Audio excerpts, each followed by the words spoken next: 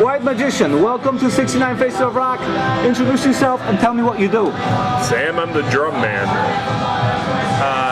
I'm the Great Kaiser. I play the guitar and I do the singing, most of it. I noticed that. Okay. Why the hell did you ask me? I'm Mofang, and I am a great friend. True. Mars Mysterio, 6-string wand. And our sensor. Consigliere here, just making sure that everything goes according to plan. So when did White Magician first form?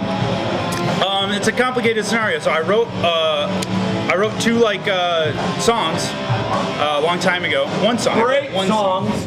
You never even heard them. I wrote one song a long time ago, and it was basically just like a rip-off of "Burning for You" by Blue Oyster Cult, and then I started playing it with these friends with like no real intention, and then we started kind of liking it, and then so we started playing, and then we played with him, and then we didn't play with him, and then we played with him, and then Victor started guiding us. The guiding light.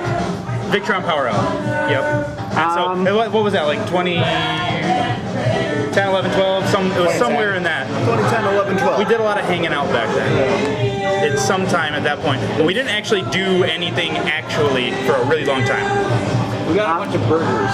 Now, the name White Magician sounds very mysterious. Right.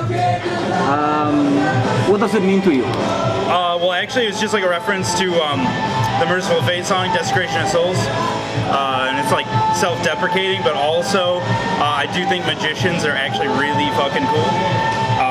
And I'm like really interested in them. So that's pretty much that.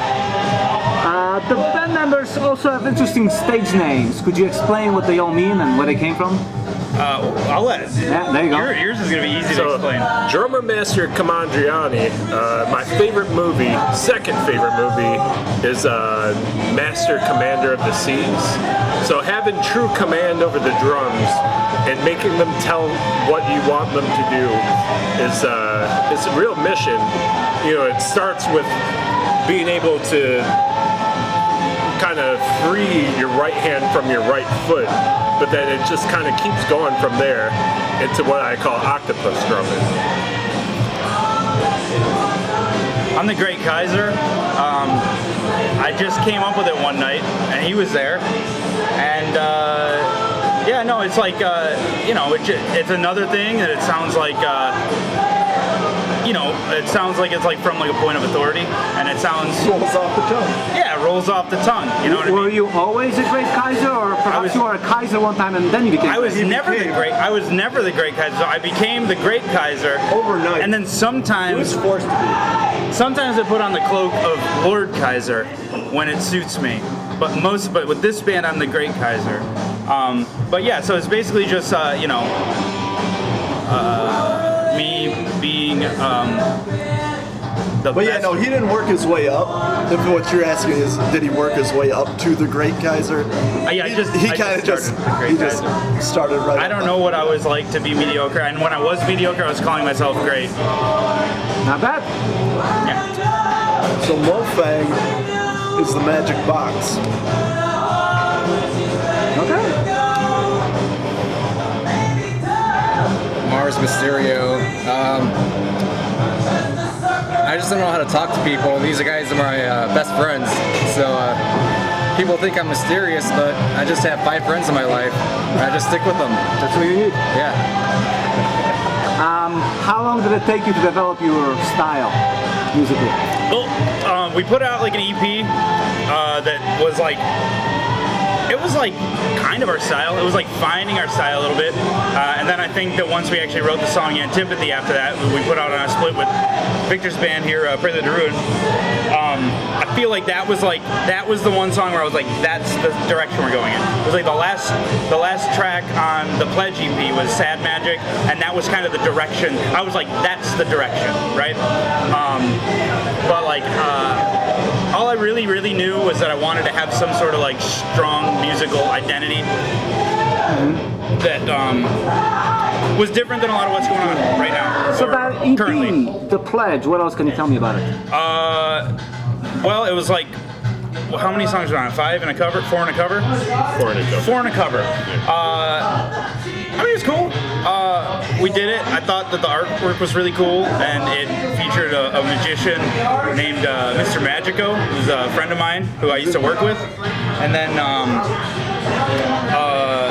It's got a picture of Matt Preston in there too. there's a picture of Matt Preston in there too. Yeah, he's inside He's the one of our crystal best ball. friends. Yeah. One of the greatest So guitar Mr. Magico's One of the greatest guitar He's players. got his hands around the crystal ball, and the crystal ball is a little painting of Matt Preston that I painted. Yeah, it was literally He's just a sort of compilation. It was a purpose for- compilation of cool images that we had access to, because There's a really dumb picture of us in the corner too. yeah, dumb picture of us in the Real logo. stupid. We want to do everything wrong because everybody does everything right, which is wrong. So you took like the George Costanza approach. I fucking love George Yeah, we did. Costanza, but yeah, pretty much. Exactly. When he starts wearing the backwards hat. Yep, yep. Yeah. I love that one. That's what I'm about. I do the complete opposite.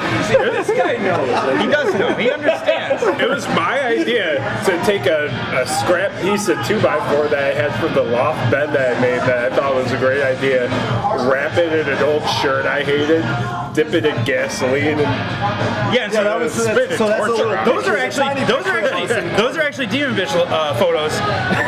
But like the thing is like we're such a bootleg band. But here's what I can actually tell you about Pledge that's interesting is that all I could think about for a minute was the movie The Prestige and the movie The Illusionist, and they came out like the same time.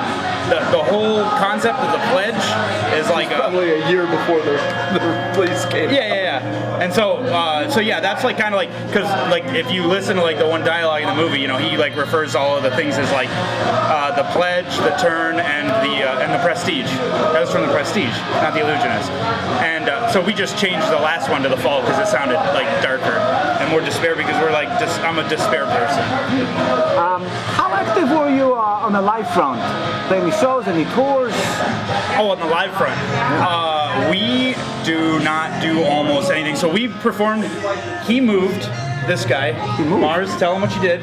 You moved. I moved away from my friends back in 2015. We only have 5 friends. I know, I fucked up. Now he's got none. Well, Did you betray them? I wouldn't say I betrayed them. Be honest, you can be honest. Maybe like halfway. You can this be honest. man sacrifices so much for heavy metal. He pays the assholes in the airlines industry so many times. These pilots are so happy for him because of his sacrifices for Pilots heavy know the metal. truth. Pilots, they know the All truth. right. So We need to interview the pilots. and the pilots know the truth, which is what's the most important thing. So here's the other thing. Victor, they don't want you to smoke. Victor, you gotta put it out. I'm sorry. I'll put it out. I'm sorry. No, you're right. I'm done. It's gone. So anyway, It's out. we need him. Victor, what if we say something? No, I will keep in control. Okay, all right, I'll keep in control. Okay. I'm like him. I'm like his half brother without being Okay, his I got you. half-brother. So where were we at? So Live show. we stopped doing so much stuff live. We actually played the last show that we played before he moved, I think. Yeah. Did you already move when we played the last Legions or the Ragnarocker? It was like one of the last shows that we played before he was like gone. He left and then we had that booked. We played that and then so we started playing as a 3-piece for quite a while. And what ended up happening is we decided after we put out the album that I don't really like playing that much as a 3-piece anymore. So now we're playing a lot less, but we're playing with him. But it's a pain in the ass because we always have to fly out and, you know. So after the EP, you did a demo, Antipathy, right? Right, so we did it. So that was really just like oh, we haven't done anything in a really long time, and then we like did like a live room mic recording, and we just put out like a really small press of tape. So it's basically just like a rehearsal. Okay. And so we just like sold it and gave it to like friends, and then but we knew we wanted to re-record that for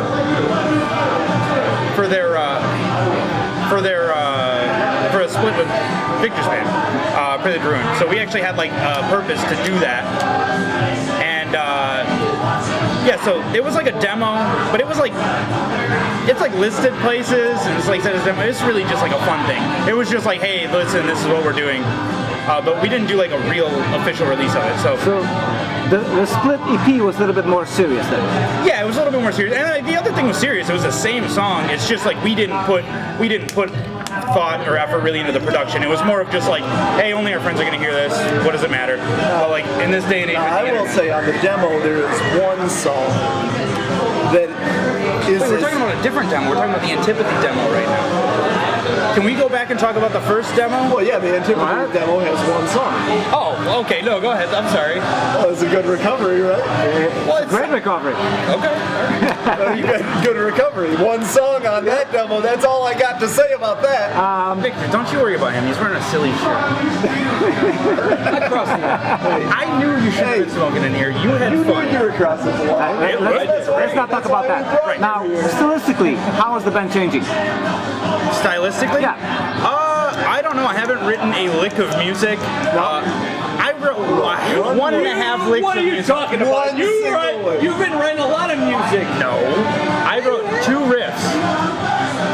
We made theme songs. I wrote 2 riffs since we recorded the last album. I've been very busy working.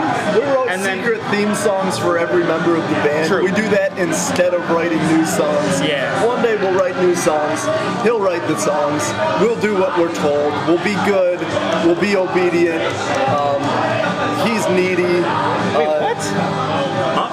I'll say with these theme songs, like some came across more proggy, like with definite influences. You know, we've gone to so many great prog concerts together.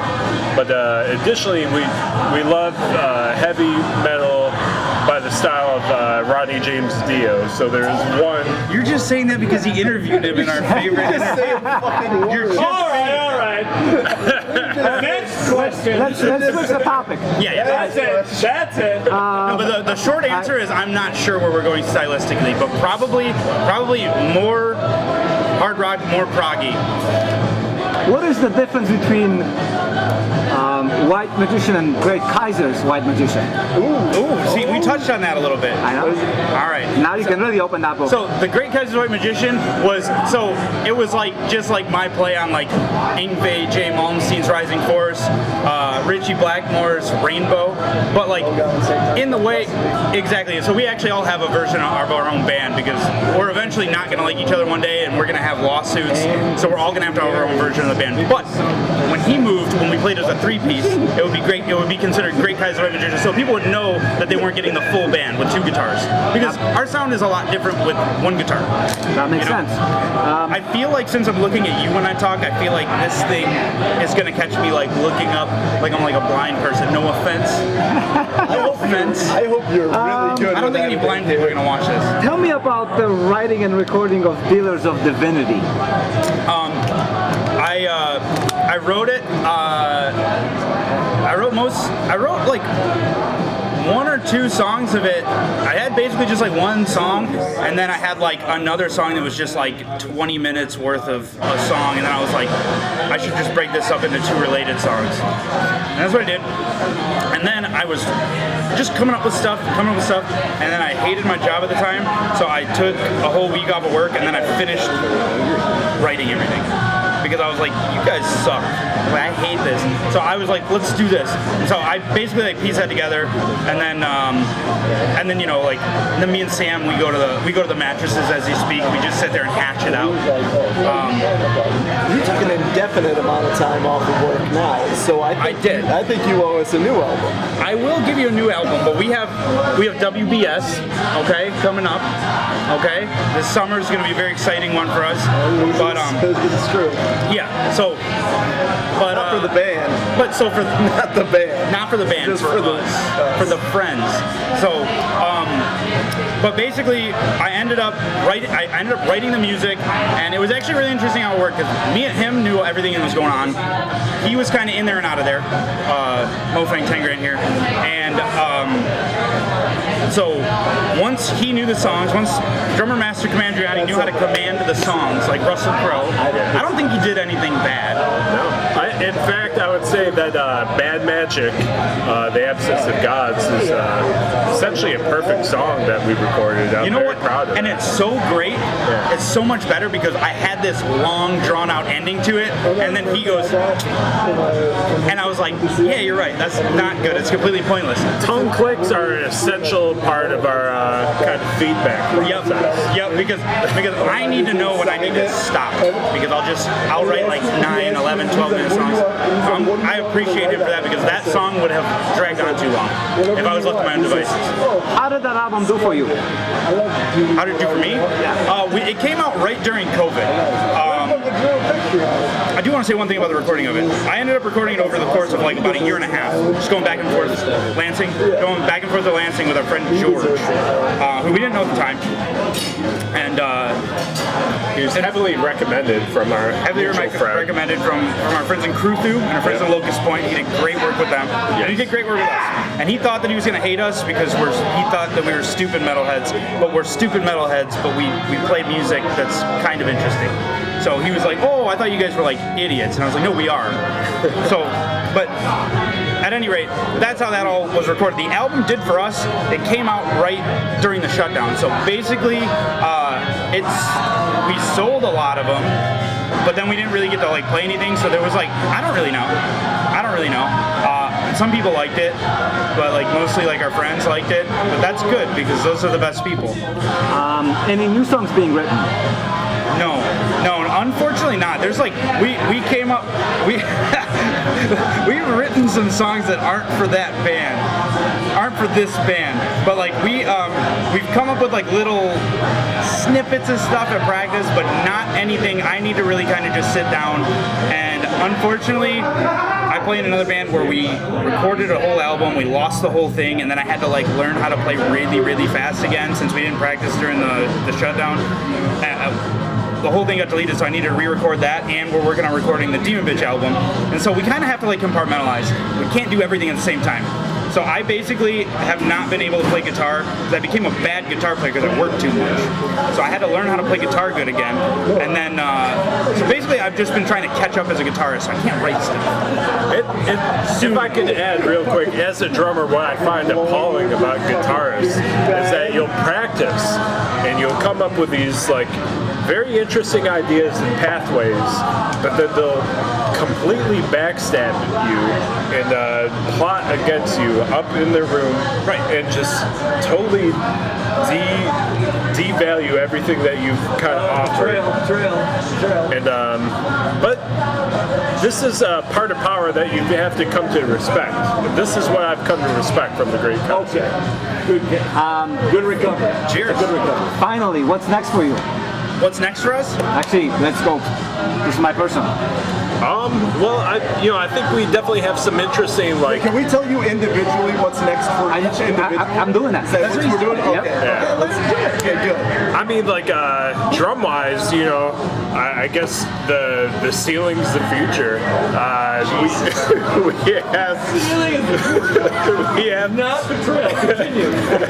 we have a lot of stylistic ideas that I think could really be great, and I think add into our production, and definitely for me, I would say bongos. Extra vocal styles. Like buy one, get ones? No, like actual bongos, like bongos. where they have like one size and like the other size. So add those in instead of a cowbell. We don't need that, or a wood block. We don't need that. In fact, most of the time it's not even a wood block; it's a plastic block. Yeah. But you have the bongos, and they sound so much better. No, that's true. And we're gonna sound like possessed with the bongos. Exactly. But different. What's next? Or am I saying what's next for all of us, or what's next for me? For you or all of us? For me, for all of us, we're probably going to start doing more stuff for Demon Bitch soon. We got to finish recording that album, and so that kind of dictates what's next for White Magician in a little way. But I'm going to start writing more music because I have to. But yeah, that's. And then other than that, I'm basically just gonna like have. Why do you have to? What? Why do you have to? Why do I have to? Yes, Why do you have to write for I don't know. So you don't kick my ass? Good enough. Wait, are you talking about cashing out? Good enough. No. All right. He's the next. So I recently bought 3 frogs, White's tree frogs. They live in this little space. So there's Chip and Top and Hermes, the thrice-born. Hermes is very small, and Chip bullies Hermes and fights for the crickets. And well, what happens is sometimes I'll find Chip, its mouth around Hermes' head, because Hermes is so small. That might have been a little accident. Hermes is so small that the head fits inside of the Chip's mouth. That's not a major concern because well, the teeth are so microscopic that it can't really do much harm, but there is a concern for suffocation. So my plan is to feed Hermes a few more crickets per day than I feed the rest of them, because he's the runt. And I want him to get a little bit bigger so that he has a little less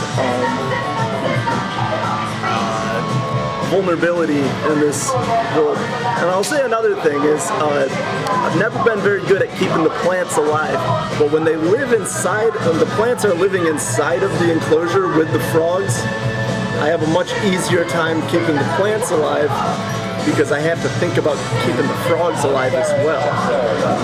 That makes sense. It's all about the frogs. That's basically what I'm saying.